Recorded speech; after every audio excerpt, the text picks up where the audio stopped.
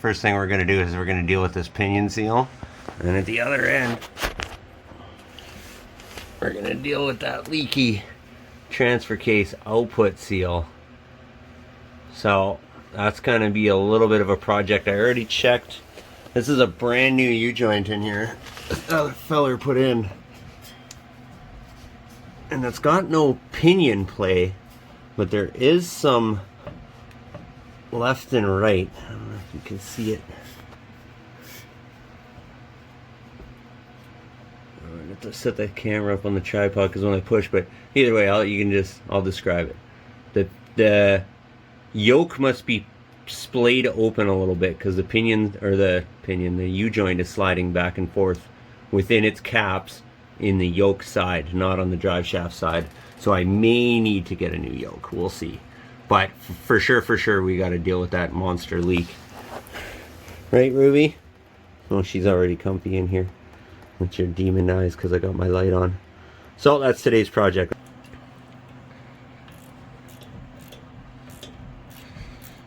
There's a lot of good reasons to have a drawer full of wrenches of every single size, shape, gear, ratchet, flex head ratchet, stubby, modified. Oh yeah, there's a modified category of wrenches. Just for times like this. This isn't going to be there's going to be no how-to in this video because, quite frankly, I'm not qualified to teach anybody how to do anything. But we'll make sure we lose the caps and all the needles.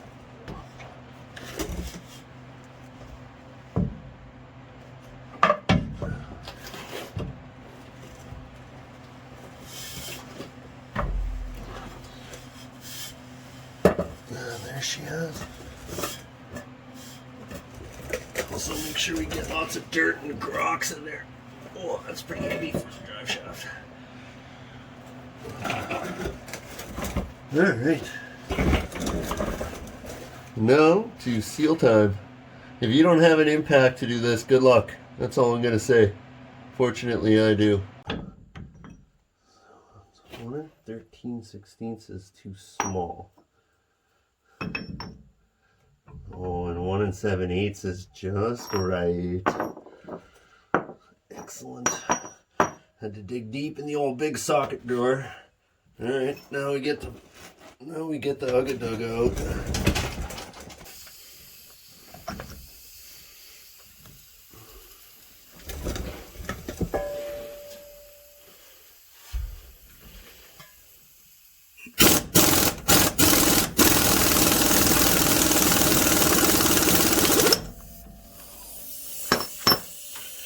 Oh, that went gloriously well. Oh, let's take that off. It's stuck in the end of there.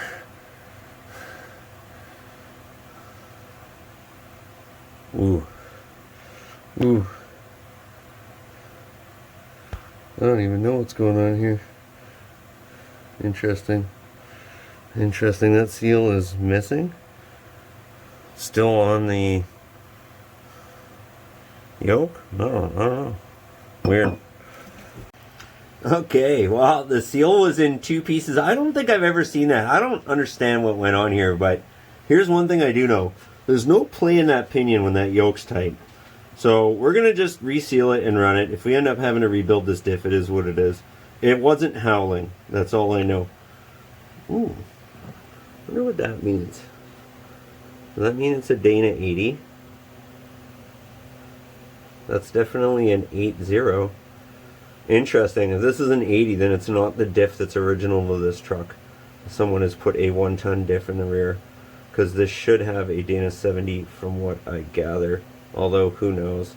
I know nothing about these things. That's why I bought it. I've always wanted one. I was like, oh, I need a truck. I'm going to pick a platform that I can fix. And we'll get into the discussion of that later, but interesting. More research required.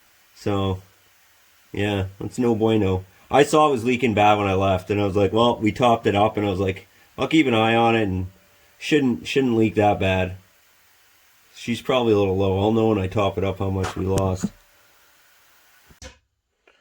Well, now we get to figure out what's going on here, because that seal is way bigger than the one the parts guy gave me. However, that's the seal he gave me. And I'm pretty sure I looked it up, and that should be the right one for a Dana 70 rear. And so yeah, more figuring required, but I'm going to guess that that's a Dana 80 in the back, and that someone slapped an axle. This truck's been messed with, no doubt. Like, yeah, I mean, it's got 500,000 kilometers on it, so yeah. So we're already at a standstill. I'm going to see about that transfer case output seal now, and that way, I'd rather find out I got both seals wrong and go to this parts store again once than go to the parts store again, if you know what I'm saying. So, first hurdle, minor, just get the right seal. I mean, at the end of the day, if it is a Dana 80, I'm actually happy about that. I got a 1-ton 3 quatch, so we'll see how this pans out. So we have figured it all out. The transfer case seal I got was also wrong. This is, in fact, for sure a Dana 80. I now believe I for sure have at least one of the two correct seals. So I got it cleaned up as good as it's going to get. I've seen enough to know that I'm going to be tearing into this thing again right away. I just need it to stop leaking and be good enough for some thousand of kilometers. And I already know I'm going to be opening up the back of this. But for now, I just want it sealed up, keep the fluid in it, fill it back up, and away we go. So, what we're going to do, that yoke's got some pretty deep grooves in it too. I sanded them out a little bit, but that's as good as it's going to get. So about the best thing I can figure to get the seal installed is to use this old boat trailer roller. Oh no, it doesn't fit over the pinion. That's okay, I'll make the hole bigger. Hold on.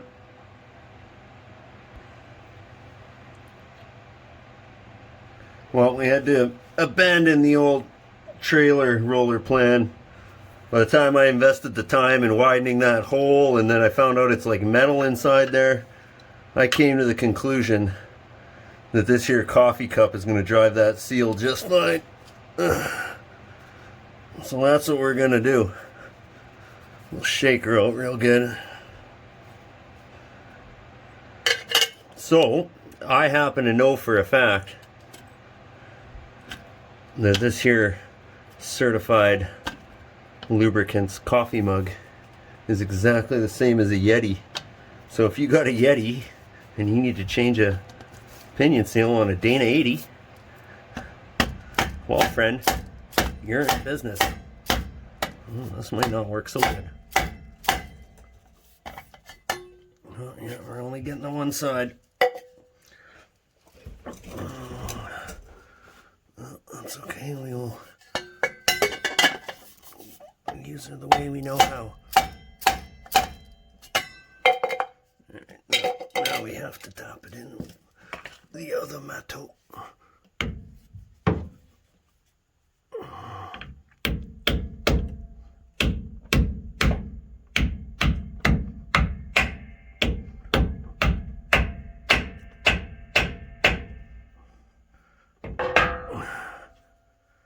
It's definitely not straight, but it is definitely going in.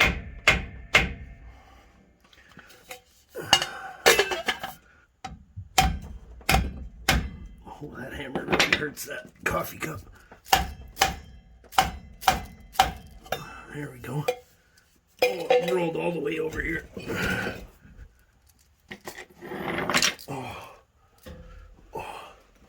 I dream of having a garage with a nice smooth floor, because I think I'd rather just scoot around on my back. Let's see, that's not too bad. Yeah, that's good enough for Berta. Good enough for Berta.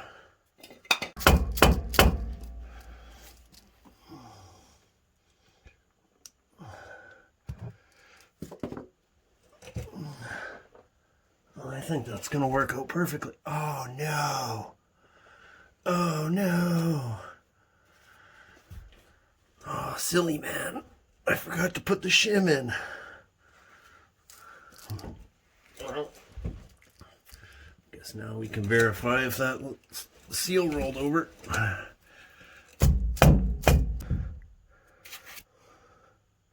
Oh, we got a whole bunch of dirt in there. It's perfect, really. I'll put the dirty shim back in.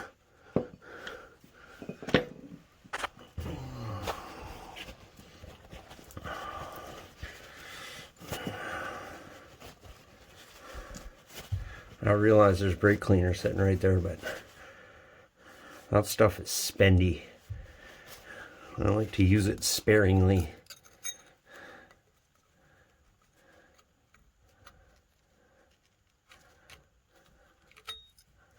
There we go.